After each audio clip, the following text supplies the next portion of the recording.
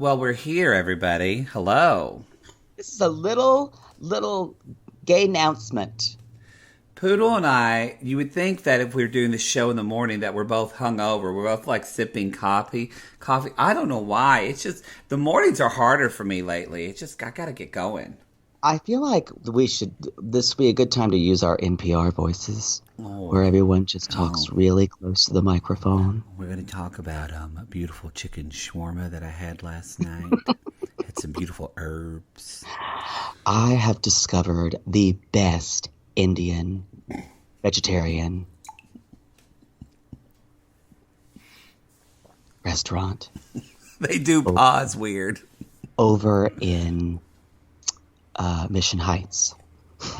That's true. Have you realized too on NPR? Have you ever seen that one? It was like a BuzzFeed listicle where NPR people's names versus what we think they look like versus what they actually look like. Oh yes, it's amazing. Because it is a requirement on that network or on that station to have the most just elaborate name. Anyway, and it's just always you hear their. I remember thinking, who was it?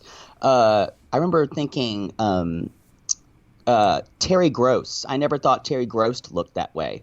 Like, Terry Gross is a very thin, like older woman, kind of quite bird-like. She has probably the most normal name, but they don't ever be like, "This is NPR," and you're listening. This is Brad. No, there's very few Johns. Like, there's a lot of Lulu Garcia. Oh, what is her name? Lulu Garcia. Someone's screaming in their car right now. Corva Coldman. There's not a Stephanie or a Jennifer at NPR. Nope. They don't let them in. I can't remember the names now. Steve Inskeep. There's a Steve. That's true. There is a Steve. Anyway, let's get to the announcements at hand, y'all.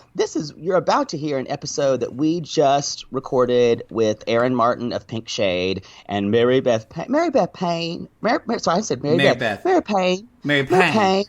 Gilbert. We have to say her name that way, from Payne in the Pod. We had such a wonderful, wonderful, wonderful time with them. It was like Old Home Week. Y'all know what Old Home Week is at your church when everybody comes back? Our homecoming, that's what they'll call it too. Yeah. You left because you had a disagreement with the preacher.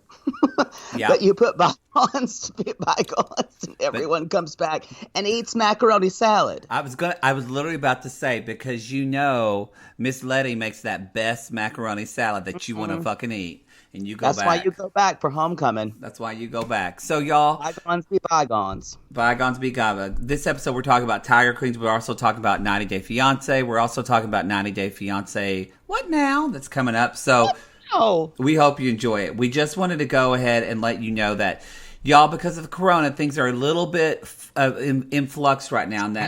It's frantic. It's frantic. So, you're listening to this on the regular podcast. Just for our Gaytreon members, we want to let you know that as of Friday night, it will be 2 weeks of quarantine for Poodle and myself, and we will finally actually be able to be in the same room. We'll reunite again. We're still going to... Yeah, Saturday morning, and we're still standing 6 feet apart. Poodle usually does that with me anyway. I wish that you could be actually outside my apartment, but I will deal with you being at least 6 feet near me. I won't like it. He once threw an empty washed out can of plum tomatoes with a string attached to it and just yelled, "Talk to me!" And I said, "This doesn't work." The littlest human contact, the better. Anyway, so the Patreon episode is going to be probably 2 days late. It's our first late Patreon because of coronavirus. However, we have a surprise. In place of that, where our normal Bi Curious episode would drop on Friday of this week. God, this is complicated. We will drop that 1 day early. And remember, everything till April 15th, everything in the Patreon is $5. Yes. Everything in our Gaytreon. It's more than a Patreon. It's our Gaytreon. So everything will be $5, and so that will go up on Saturday night. Y'all, we tried doing the watch along with the video. It just doesn't work. So we got to be together. Did not work. Technology needs to catch up, y'all. It's true. Patrick won't be with us because he's quarantined, so we'll just have to soldier on and do it ourselves. Yeah, some of you have really been talking about how Patrick's your favorite part of the watch-along. Not helpful language. I just want to say that. Not helpful. I've seen his ass, so not bare language. Ass, but I get it, ladies. I get it. So we're going to be recovering. We're going to be covering a Netflix show for our Bi-Curious episode that's going to drop on Friday, and it's another dating show. Tell him, Poodle. Why can't you ever hype this up? Well, I'm saying it's another dating show. Tell him, Poodle. No, you just kind of like lip dick it in. No, I'm just saying it's exciting. Anyway, y'all, and you know what the good lip dick it in never works. They have to try 3 or 4 times. A little bit lower, up, nope. You know it's not going to work out. Have you been drinking? Anyway. It's like eggplant parmesan. It's not as good as chicken parmesan, but you're going to eat it anyway. You know, where I grew up, Capri's had a really good eggplant parmesan. It was breaded and fried within an inch of its life. Okay. And it was the only vegetable those people ate. True. Anyway, y'all, drum roll, please. Finish your coffee and give me a fucking drum roll. I don't like that drum roll. We're doing Netflix show, y'all, and it's called Dating Around, which is also kind of my strategy. It's your Dating Around, y'all. It's a terrible title. So anyway, it's called Dating Around. There's like 5 episodes. We are going to be covering episode 3 and episode 4. Episode 3 is gay. I think he identifies as gay, or at least queer man named Lex. He's queer. I'm telling you, he's insufferable. He's insufferable. And he's going to date 5 insufferable men and go on 1 second date with an insufferable fucker. I'm a little more hopeful about this show than Poodle, but so we're going to keep it real. So each episode is just like 26 minutes, y'all. Super easy. So we're going to be doing episode 3 with Lex, and then episode 4 with Leonard, who is the senior man dating those older women. Now, if you thought that because women were a little older and Leonard's a widower, actually, that the women might be a little on the crazier side, you'd be right. I'm pretty sure Eileen is wearing either a lot of extensions or wigs, and when she sits down and says to the waiter, "I'd like a double martini straight up," and I went, "Oh, this is going to be a date." Oh, that's a drinker's drink. Also, I feel like Eileen not just has a wig. I believe it's a wig made of other wigs. Yes. You know, when you like you collect 3 wigs and make 1 wig. It almost looks like was it Alexis who did the wig reveal on RuPaul's Drag Race? Those were the good old days. It was like her first wig before she did the reveal to the second wig. Anyway, y'all, clearly they're 26 minutes each. And clearly we're going to have a lot to talk about that. So you can watch that on your Netflix. Again, that's Dating Around, episodes 3 and 4. And so that's going to drop on Friday. Our Bi-Curious episode, that's our Bi-Curious Thursday. Our Thursday. So that's going to drop on Thursday. And then our Patreon is going to go up on Saturday night. Bi-Curious will drop Thursday when our normal Patreon does. And the Patreon will go up on Saturday night. They don't fucking care. They just have their apps open. And then we're already planning our bonus episode for next Friday as well. So we're still... Yo, it's a good one. Let's just say it's an MTV show with hot people pouring beer on them. And that's all we're going to say. No, that's the Bi-Curious next time.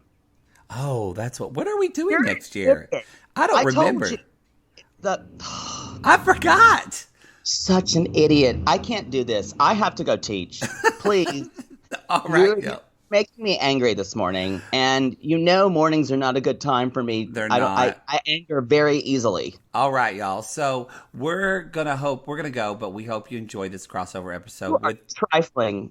That's exactly what you are. I'm over it. We hope you enjoy this episode with the ladies from Pink Shade and Payne in the Pod. Bye, y'all. Hello, this is Captain Poodle speaking. Are you ready to find love? Yes, ahoy, matey. Love. Do-do-do-do. exciting and new. Go online. They're catfishing you. Shocker. Fiancé. Soon you'll be flying to parts unknown. 90-day Fiancé. Marrying someone you only met on your phone. Be they French or Chinese, a brand new K1 visa's the key. Ooh, the key to what, Poodle? To love. It's 90-day gays. Let's love.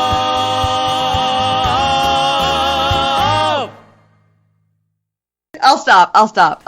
Okay, no, we'll start because we are recording, everybody. Welcome to a very special episode of 90 Day Gays, y'all. This is a group scene.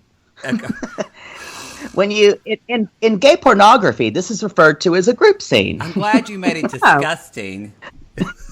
Poodle. I did. Tell everybody. Right away. Tell everybody what we're doing today. Introduce our ladies, our real ladies. This is a crossover between Pink Shade's Erin Martin. Hello, Erin. Hello. I'm so excited to be in a foursome with you. Yes, and then we also have the lovely Mary Payne. Mary Payne, remind me of your last name one more time. Gilbert.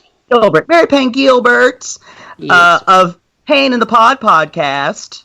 Yes. Welcome, Mary Payne. Hey, this is like what do we call it? A group grope. Ooh. Right? Is that what the kids say? Group grope? Reach around. Yeah. Ooh, a reach around. I don't know. You have children. We don't know. Poodle and I, Poodle once tried to get on Reddit and they immediately said, "Who are you? Are you old?" And he went, and slammed the computer shut and ran out of the room.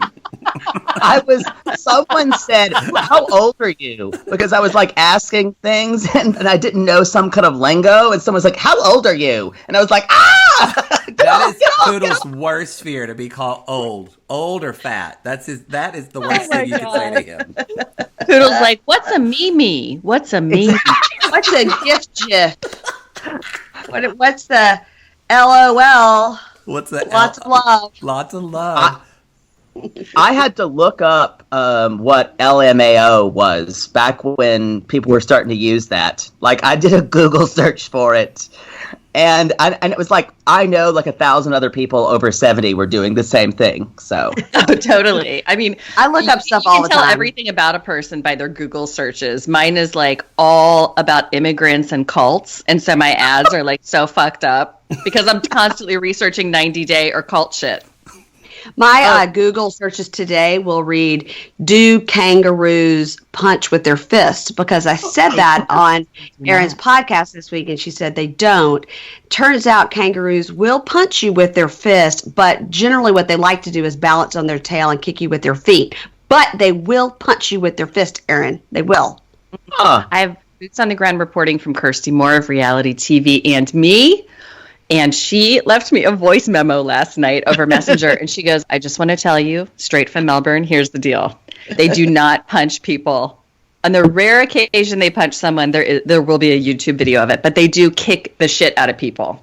So you're right. They balance on their tail. You don't want to mess with one. How about that? Yeah. I was very worried for Erica. And Stephanie were just dancing around the kangaroos. I know. I feel like that might have been a Joe Exotic kind of zoo, though. Maybe those kangaroos were underfed and sort of drugged out because they were kind of listless for kangaroos. They weren't doing a lot of kangaroo clonopin. Kangaroo. You're going to see some Australian outback guy with 3 teeth emerge from the woods, and it's the crossover we all need. That is, we find out that he's Steve Irwin's third cousin. Stanley. He just didn't make the cut. Stanley. And he talks like Crocodile Dundee. So obviously, anyway, y'all, I just pressed record because we've all been kikiing. So we're going to talk today on the episode. We're going to talk about Tiger Queens because they both watch Tiger Queens, but we are at the end of the episode. King. We're the queen. We're queens. Sorry, we're going to talk about Tiger King, the hit show on Netflix. But we are going to also be talking about at the end of this episode a little bit of predictions for 90 Day Fiancé, as Poodle likes to say, what's now? Or what now? What now? What's now? Oh, They you have to really say it like that, but failed in the it has a names. question mark. It has a question mark in it, so it's like, what now? I don't. Yeah. What now? What Yeah, now? it should just be like WTF. Every title should contain WTF of every iteration of 90 Day Fiancé. Yes. And But then Jake has to look up what that means. Yes. And he does have to look up what that means. Googling now. I want to real quick, because I'll forget it if I do this at the end. Real quick, y'all just give us a little brief, for anybody who hasn't listened to Pink Shady or Payne in the Pod, if y'all each should just give it a little descriptor of what people are fucking missing. What you do. Go, Well, Erin. they are missing Mary Payne and I. This is Erin speaking right now. And they're missing us argue about who's hot and who's not on 90 Day Fiancé. We recap 90 Day every week as part of the regular Pink Shade podcast, which is mine. I also cover Housewives on there. I do sometimes little true crime, and then Married at First Sight, Temptation Island, just whatever the hell comes up. And then on Patreon, we have a Hey Bunky Patreon where we recap, oh my God, just whatever shit show of the moment we're interested in. We try to do a variety. So right now I think we have Vanderpump Rules on the docket. I mean, we've done everything from Smothered to what are some of the stupid Plathville. We did one episode of that. Is that like the Smothers Brothers trying to find love? Smothered was you know how TLC produces, or they just like kind of throw shows on for 6 weeks and they're like, here's a show, and it never comes back. It never has a season 2. This was one of those shows. It was where daughters and mothers had inappropriately close relationships, dressed like each other, and ruined each other's lives, and we were living for it. Yeah, I'm still living for it. And also, we covered the nail salon one. What was that one? Claws. Unpolished. Unpolished. Yes. I think we're going to do Dragnificent, which is premiering on TLC the 26th, which is a team of drag queens coming in to make over frumpy straight women. We're down.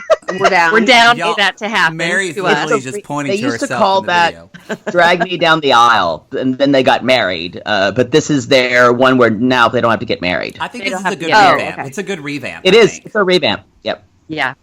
So I think it's similar to that. I don't know. So we just cover a whole bunch of stuff. Mary Payne and I have teamed up now for about a year. We did a 90 Day Fiancé where we met on the internet, you guys. And we kind of dated for a while, in the chat rooms, as the old people say. And then when did we first meet in person? We flew to LA. May. We did May. Pink Shade meetup out there last year around this time. And it was hilarious because it was like a fucking 90 Day Fiancé situation. I told my husband, like, I'm going to meet my friend from the internet. And he's like, don't get murdered. I'm like, okay. We did. We met up at LAX like, hey, what's up? Let's go to our Airbnb. You go to your room. We quickly discovered we make great roommates. We like to have our own space. Nobody's trying to like share a bucket bath. We were just, we did very well. We did very well as roommates. So then we decided to start Hey Bunky after that. Yeah. Yeah. And Mary Payne, you've got your Payne in the Pod podcast. So Payne in the Pod is a podcast that's now been out almost, a year and a half, and I talk about podcasts. So speaking of Tiger King, I last year talked to Robert Moore, who did the podcast Over My Dead Body, Joe Exotic. So a podcast comes along, and one of two things happen. I just like it, and then I reach out to the podcaster, and we talk about it. Or sometimes they reach out to me, which is sort of a nice turn of events. And then we talk about the podcast. And also this week, like on my Patreon, I had Erin come on, and we talked about the Netflix special Love Me, which is the precursor to 90 Day Fiancé. So I do stuff like that too. Yeah, it's really good. So, I am a podcaster talking to podcasts. Like you really, honestly, there's not many podcasts you could name where I haven't talked to the podcaster. It's great for them and it's great for me because I get the whole scoop on the podcast and then they get to, promote it. So it works out. That's wonderful. You're just like a natural interviewer. Like, oh, that's so nice. Yeah. That's a southern way of saying you're nosy as fuck like me. Yeah. We need to know, bitch. Yes. Yeah, I like the story. I like to get in there. I like to get the story. Like, don't give me a little piece of information. Let's just go ahead and get it all out. Yeah. Yeah. Well, so we're going to talk about Tiger King now. And y'all, on our show, we have these kind of moments that we call, that was some shit. And so. No, that's some shit. Why can't we stay on brand for one fucking minute? We can't stay on brand for 1 minute. That's some shit. Our den mother in our Facebook group, Jackie Weissman, is just listening to the car going, fuck! She tries so hard. Anyway, so that's some shit. What were some moments of Tiger King, which, Mary, I haven't listened to the Joe Exotic podcast, so maybe there's some shit that we didn't see that you know about. What's kind of like, what were standing out for y'all in this show? I mean, where do you start? I mean, seriously, where do you want us to start? Because, I mean, every single character has got some shit, right? Yeah, and did you I would like to start with Erin, getting your arm ripped off and going back to work a fucking week later. Soph? What's her name? Sap, yeah. And it's his. He goes by his now because he's trans. So he goes by. Yeah. Well, that's so news. we had to change ours. Yeah. We change ours. In any case, an arm was literally torn off. It was like, do you want surgery or do you want to just chop it off? She's like, just go ahead and take it. Then goes back to work within a week and is doing interviews like, yeah, it's all good. We good. I'm like, this is insanity. It's insanity. Not and that's just war, one case. I know. Where the amputation was just the norm. You could get it reconstructed. It's like, take it off. Take it off. I am busy. I have got tigers to feed. I have got to go. I got to get back there. They really need me. You know what? In the podcast, they do not talk about Doc and his harem of women. It is not discussed at all. So for me, watching it, that was brand new information, and it made me think a lot about my friend Erin here, who covers cults, and spoiler alert, was born in a cult, and I couldn't believe Doc. I couldn't believe those women. I was like, what sex appeal does this soul patch ponytail guy have? Cult leaders don't need sex appeal. They just need exotic animals. I mean, he is the perfect cult leader. I actually felt bad for Joe because Joe was just not a successful cult leader. Like, I could have coached him. That is 100% accurate. Yeah. That is so true. He was like a cult leader in training. He was trying so hard. And Doc Antle had it all out there. He had like pseudo religion. He had exotic animals. He had women who felt bad about themselves. Yep. He had the outfits, he had the forced surgeries, he had people living in little harems. I mean, he just had it all together. Yeah, he had the whole, like, I went to an ashram in Virginia or some shit, and therefore now I call myself Doc, name. It was, he was amazing at being a cult leader, therefore he was successful. And Joe was just like, young, hot son. I think I know that Doc is using his young son, who is cute. He's all shirtless in his Instagram, and he has like 1 million followers because he's just cute and shirtless with animals. They call himself the real life Tarzan. But I'm like, I bet he uses his son to fuck his other wives because they don't want to mess with him because he's old and fat. I'm just saying. I bet there's some shit there. Oh, there's so much shit there. I really want a spin-off of just that situation. Yes. I would love to see way more of what is going on there because the human element of what's happening in this documentary obviously supersedes even what's happening with the animals. 100%. It's kind of sad, though, because it's like so dark and tragic, what's going on with these animals. And if you can get past that and then watch this for the human shit show, that's really what the story is. I totally agree with you. And it's one of the reasons that I liked the documentary, but I thought they really missed the mark on that because the human story was, and I think the filmmaker started out trying to make it about the animals.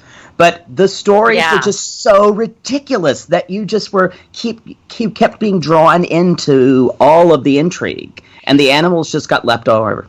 I want to ask you guys, what is your thought on the two extremely straight husbands that married Joe? Like, what's that about?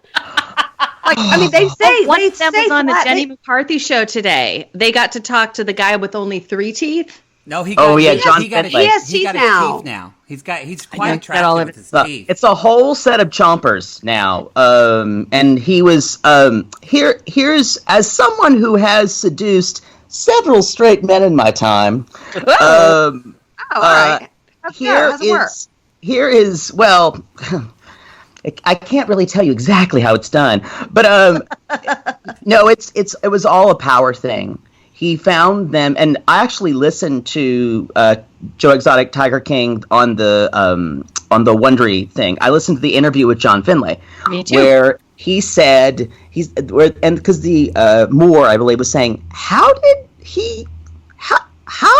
like he couldn't understand. He's like, well, kind of started off as a blowjob when he gave it to me in the trailer, and he's like, and then it escalates. He's like, not really. Kept on doing that for a couple months, and then I just felt at home in a zoo. So he basically groomed both of them. He found them when they had nothing and gave them a family. So it really wasn't about it's so interesting because it's not about sexuality at all. They'll do anything because he makes them feel special enough, and then he cuts off all of their contact with the outside world. He moved Travis's mother there. So you create this kind of cult that, as you said, just wasn't very efficient, like Doc Antles was. Couldn't get it together. Just couldn't really get it together. That's exactly right. He did groom them, and they were essentially children. And then, close off communication with the outside world, open up the floodgates to drugs and addiction. And that's the perfect recipe to make whoever do whatever you want and be dependent on you. Yeah, don't forget the meth. Don't forget the meth. Well, we can't. Not with that meth mouth. Can't forget not with that meth mouth, man. I was talking to somebody about it, and I said, you need to stop thinking of it as these men were in love with him. And even though they were 18, 19, you need to start thinking about this. This is sexual abuse, and he's a sexual predator. And when I said that, they went, oh. Because then we see, because again, a lot of abuse is not about, like Poodle said, it's not about sexuality at all. So for me, it makes complete sense because it's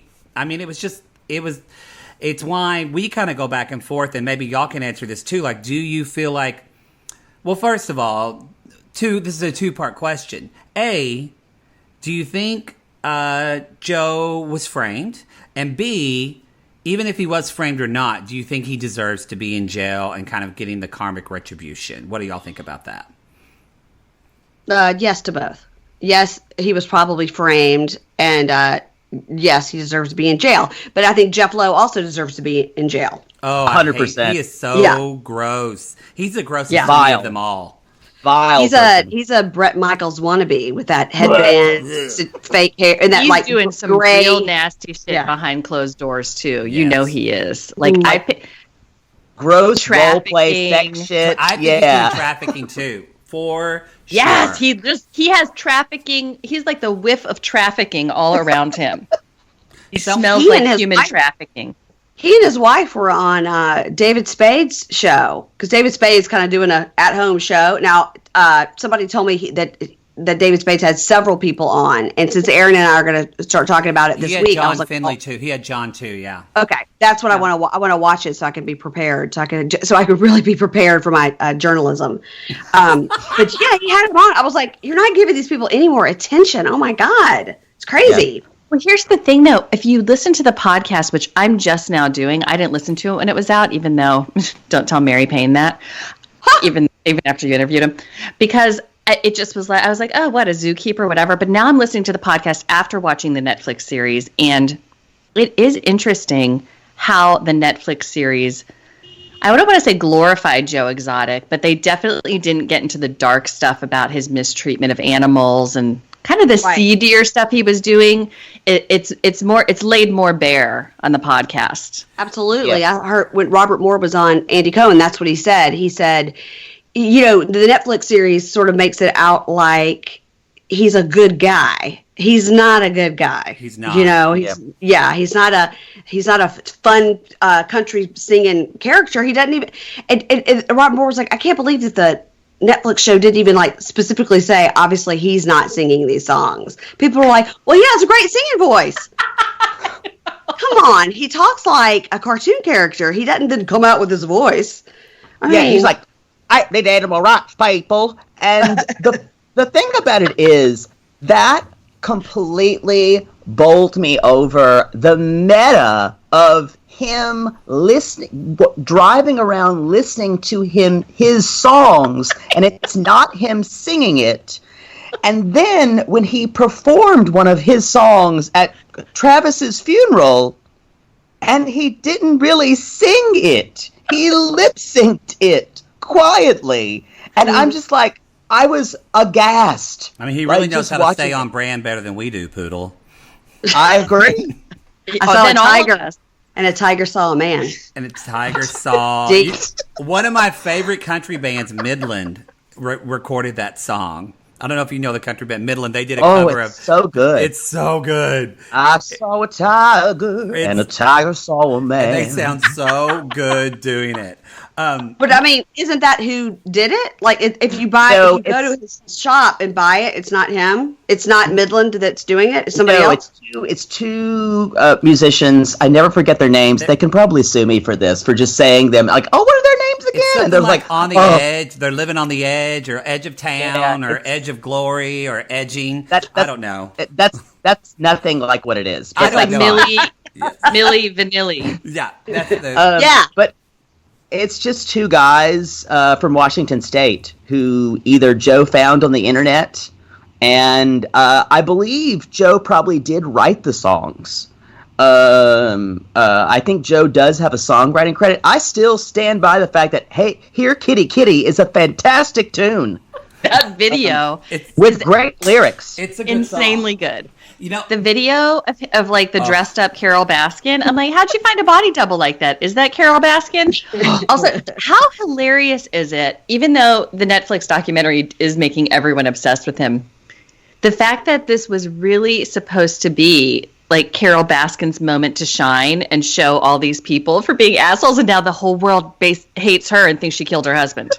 Yeah. She did kill her husband. She did kill her husband. Carol killed her husband. Everyone knows it. Y'all, the opinions of 90 Day Gays and Pink Shade and Payne for Pod are up to interpretation and not factual in any case at all. Just want to say that. I said allegedly. Didn't you hear me? I said allegedly. Allegedly. You know, her current husband, time's ticking on him, too. I said it here. I'll own that. He is like the saddest little creature. He just kind of goes behind her. Okay, whatever you say. Do. I mean, he's pitiful. Tiger cage one of these days. Mark my words. Accidentally, yeah. He's like Mr. Mackey from South Park. Okay. He is with the big ears. He really is. He's Mr. Mackey. It is odd how there is. I didn't realize it. I mean, I kind of did, but yeah, there. You know, I am from Oklahoma, like 30 minutes from where this park is. That's where I live. So I have a bunch of friends and family that even the other friends, they're like, they said, why would I watch Joe Exotic? Like, I know those people. They're in my fucking family. But he is seen as this lovable, like, oh, Joe. And nobody sees kind of this sickness and kind of darkness within him. So it'll be, you know, with like Cardi B wanting to free him and all this shit. Like, it's no. Oh yeah. Oh yeah. She's in a full campaign. Coronavirus. So, that I watched that clip like 12 times. I'm just saying he's going to get out of jail probably early on an appeal, and he'll probably, bless his heart, the last thing Joe Exotic needs is fame. That's the worst thing for him. That's all he's ever wanted. But it's all he's ever wanted. wanted. It's the worst thing. Can't handle it. He is absolutely getting it right now. Don't pull over. That's just an ambulance running by. Yeah. We say that every time on our show. Don't pull over. It's just an ambulance. It's an ambulance. Well, that was a good... You know, I feel your pain, though. I feel your pain because... Seriously, when Making a Murderer came out, I live really close to Stephen Averyville, Making a Murderer on Netflix. So, like, everyone from Wisconsin was just dying of shame when that documentary came out because everyone interviewed has, like, 3 brain cells. You know, his whole family, everyone in the town. And it's like, oh, Lord. And they're all like, oh, you know, hey, there. Yeah, okay. I'm like, oh, my God. It was the worst Wisconsin accents. They were really bad. For real. Oh, I love when they would do the phone calls from prison. Oh, phone calls from prison. Okay. They go, all right. Yep. Yeah. Stay strong. Dylan, stay strong. I'm going to look up that word when I get off the phone. Yeah. Well, it's probably, Erin, I love you so much, so much. We should probably talk about our favorite people. Y'all, we're going to jump into talk about 90 Days. What What now? We're going to talk about some some predictions and what we're excited about for the new season, the new spinoff of 90 Day Fiancé, which, if you don't fucking know, comes out April 20th, 4/20, y'all, on a Monday night. So we're going to have, during this quarantine, y'all, we're going to have double, I can't speak Spanish. Como say double? Oh, dos. We're going to have dos. We're going to have dos 90 Day Fiancés. Sorry, Erin is leveled now. She can't even speak. But what are y'all excited about for this new season? Well, before Erin goes on a 20-minute diatribe about her boyfriend, Zed, I am very excited about the Ronald Tiffany situation because, as we know in real time, they are not together. Oh. And who knows, what did Ronald do? That's the question. What did Ronald do? Now, so I love Ronald, my boy. Boy, lock the car because someone will murder you at this stoplight, my boy. Don't worry, my boy. We're going to live behind this barbed wire, my boy. It's fine. My boy, do you know what sex trafficking is? Do you know what anal rape is, my boy? Do you like living here, my boy? Yeah, why does Ronald always come off like he's just gotten out of prison like 3 months ago? Everything is really hardcore with him. It's kind of sexy. I understand. He wants you to I knew you were going to say that. It's kind of sexy. Like, we've got to do it in the alley because it's dangerous. And even more pressing, will Tiffany cover her shoulders? No, she likes a cutout. Yes. She loves a cutout. Angela and Tiffany are sisters from another mister. When it comes to that, they both love a cutout. They do. Love a shoulder cutout because when you're a lady of a certain age, which Tiffany is not, you're trying to cover the upper sun damage part and just put out the shoulder that maybe didn't get the sun damage. That's right. Yeah. We're here to tell you those shirts were invented for ladies like us. Yeah. Because you're like, what can I show these days? It's down to my shoulder. All I got left is a fucking shoulder. That's all. The back of the neck hasn't seen a lot of sun. I need a back neck. I can show this. So, Nothing like a good clavicle. I don't know what we're going to see with Jesse. When I told Erin Jesse's going to be on there with somebody, she said Jesse and his hand, which was pretty rude. But who's going to date Jesse? Those ladies in the nursing home? I don't know. It's going to be someone who he'll try to control, and he'll have stupid little fights with. He's a terrible, terrible human being. And probably one of the nastiest manipulators I've ever seen on television. He's a that Dixie Chicks song could be about him. He's a gaslighter. Oh yeah, that could be written for him. Absolutely. Don't you guys think Tom is kind of in the Jesse camp though with that behavior? I mean, Darcy's the perfect victim for all of it, but Tom is like Jesse light to me. No, wrong. Yes, I hate Tom. How dare you? I go ahead, Poodle. You take. I have stronger feelings. I think Tom is. If you've ever heard the phrase dilettante, Tom goes through this world with trying little things at a time, and Tom is dating Darcy and this show just trying to get his brand together. Yeah. I think he has less intention to hurt Darcy. I don't think he really was ever in love with her. But I don't think he's as insidious as Jesse is. Jesse just wants to fuck with people's brains. True. But I like Tom, but only as far as I would trust him. I don't know. That's kind of where I am with Tom. He looks good this season, though. He looks amazing. He looks so good. He looks. You know what's interesting about Tom is that when he takes off that suit, he's all tatted up underneath like a bad boy. I like it. He's cute. Someone's got a crush. I love him. She's got a big crush. But, no. Aaron We got to talk about speaking of the crushes, real crush. Yeah, I love Rebecca, and not a lot of people do, but I love Rebecca. I love everything about her, so I'm excited to see them. But Erin, I'm just going to say go, and you just do what you do when it comes to Zia. Okay. Go. Ed is my man. Take a water break. Take a water break. Take a pee break. You can take a number 2. You can go in the bucket. You can do what you need to do. Zied is my man, and here's why. I could not wrap my head around the attraction to him at the beginning. I was like, because people were like, oh, he's kind of hot. And I'm like, he's disgusting. He looks like a fat Rasputin. I said he was hot. I was like, he looks like he needs to be like whispering in the king's ear. And I didn't get it. And then I fell in love with him out of nowhere. I mean, and I fell hard, you guys, hard. Like I was superimposing my face on Rebecca's face. I was like, how do I get the T-shirt with my face on Zied's body? Like with a whole different face than my face too, just like Rebecca does. Yeah. And he Something good about now. him seems so pure. And I'm not even joking. I'm not even being funny about that. Something about him was so pure. And I was like, he's like the most real dude that's been on this show, possibly in 6 seasons. He's very childlike. Very childlike. Yeah. And I think too, the other side of this is when they do move in and she says, Zied, you have to start mowing the lawn. He goes, me no want to. Then we get good television where it'll be like they're honeymooners and he has to learn how to become a husband. That'll be interesting. That will be amazing. I also want to see him use his newly earned HVAC certificate and go around fixing people's furnaces. And I'm going to bust mine as soon as he gets in this area. I'm going to take a hammer to that furnace to get Zied over here. Yeah. He actually got that certification. I'm like, that's what he's going to do. He's going to go to people's houses and be like, hello, I'm here to work so much work. You know, I was impressed he got that because my father is been a plumber for 30 years, a plumbing contractor. So he's got all that. That's not necessarily easy to get all that type of certification. So I was impressed. No. Yeah, it's hard. And just went to a Rising Senior night before we were all quarantined for my Rising Senior for high school. And they were like, look, here's the thing. Your kid may not be on the college track or your kid want to take a gap year. I'm like, what am I, Prince Harry? No gap year.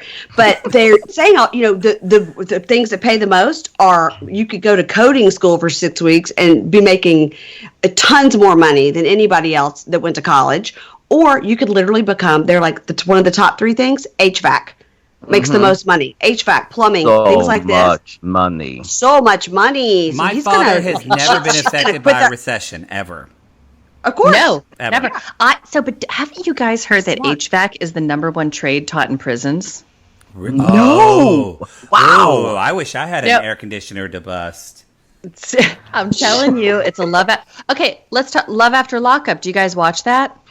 We're going to start the new season because we're going to start that new season when it comes in the summer. That's going to go on our so the guy who was just on this season, that's also Sharp Entertainment. That's a Matt Sharp baby, but sold to WeTV, which is, one rung lower than the Learning Channel. So we were just looking at WeTV today because I think we do an episode each month called By Curious. Where we do just one episode of whatever the fuck we want to do on our Gatreon. I love that. I think we're going to what's that show called again, Poodle? It's called Extreme Love. Nope. Don't do it. It looks so fascinating. You guys will have a ball. You'll have a ball doing it. You'll like it, but no. Up. No, we're just gonna do one episode. We can't do all of it. I mean, it's better than like the foot fucking doctor or whatever TLC commercials. No. Yeah, but no. So, Love After Lockup though, Jean, the woman who is dating this guy can't pronounce his name. His name's John. Jean came out of prison and went straight into people's homes to start fixing their furnaces, and I was like, what about the convicted pedophile? The convicted pedophile that lives 2 doors down from me has his giant Mr. Handyman truck in front of his house. He is convicted. You can type him in, search him up, and he shows up 2 doors down from me, and he drives up in his Mr. Handyman truck. Here I am. Where are your small children? I'm coming to fix your basement. It's terrible. You guys, can leave him alone with me. It's fine. Mary Payne's convicted pedophile neighbor literally drives a white van. I mean, it cannot get any crazier than that shit. And I just like, we're self-distancing. Stay over there. At least it's on brand. At least it's on brand. It is on brand. Completely on. Also, Zied he's gotten a glow up recently, to get back to my man Zied, since we don't want to lose that thread. And I am not necessarily on board with it. I mean, his hair is cut. He's lost a few pounds. I like the chunky, greasy-haired Zied. That's the one I came to know and love. That's the one I fell in love with. That's what I superimposed my picture with. Who smells like pure tobacco. Oh, totally. Like pure tobacco. He wore like fluorescent colors. He loved like the bright blues and the sweaters that were barely holding him in. Yeah. Loves primary color. He loves a Cookie Monster sweater or like a Big Bird sweater. It's more like a Pooh Bear because the stomach is almost just coming out on the bottom. And he loves Rebecca when she's in that little like Holly Hobby getup or whatever that she was in that didn't cover her tattoos. So much sexy. So much. Oh, love. Can't wait to see him on time.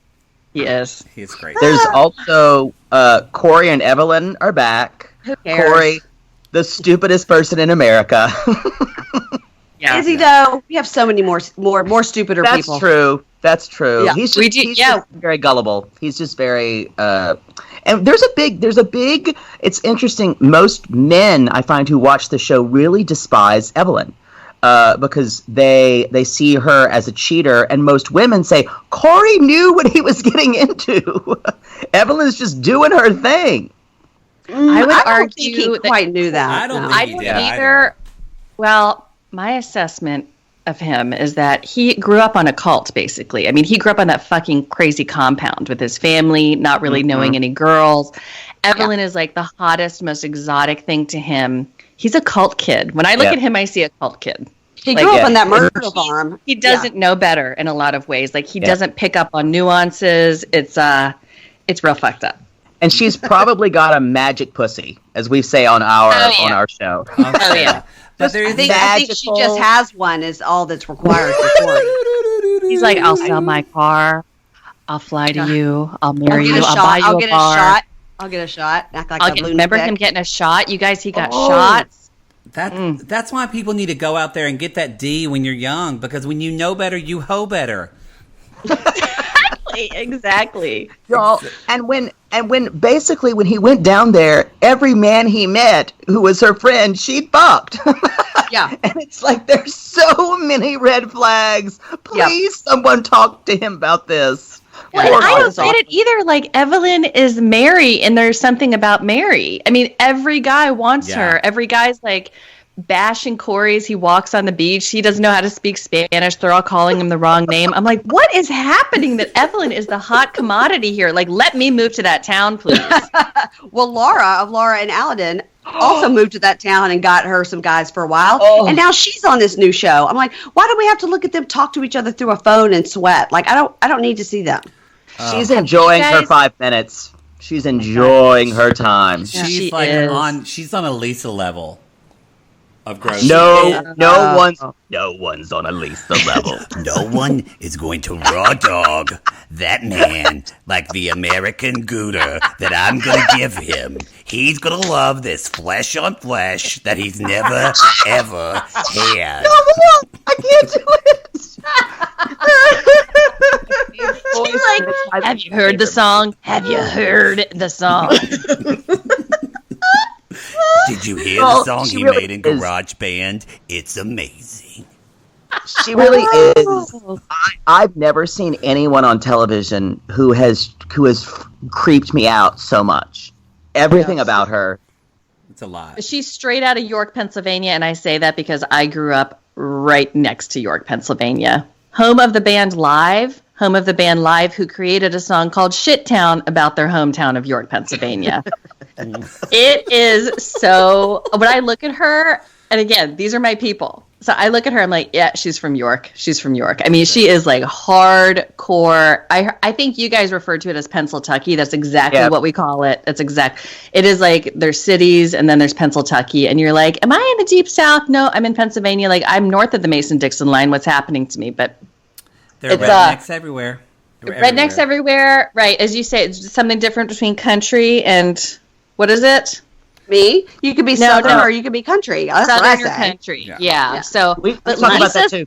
Lisa's ancillary characters are who I'm interested in. Like, who she was bringing forth in the initial scenes, I was like, I live for this. Oh, yeah. Yeah, like the girl with the huge tattoo of Marilyn Monroe on her arm. Or the guy who had like a bald faux hawk. Rocky. I was like, Rocky. His name was Rocky. Yeah, we all know a Rocky in the South.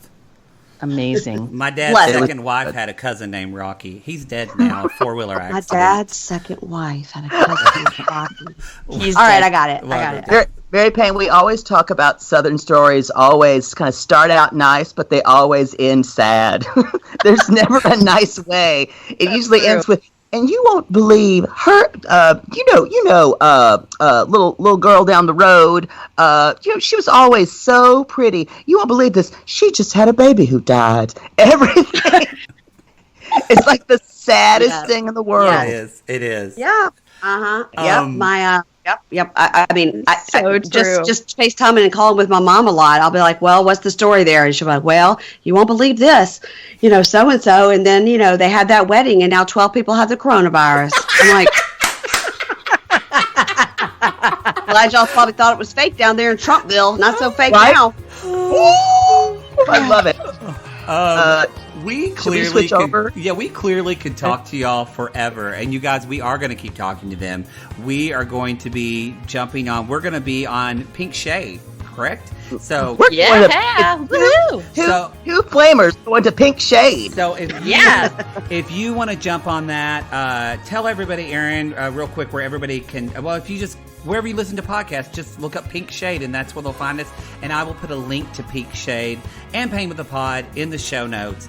And y'all, reviews, merch, Patreon, Gatron, all that shit. Who cares? We're going to continue the conversation, and we'll see you over on Pink Shade. Thanks again, ladies.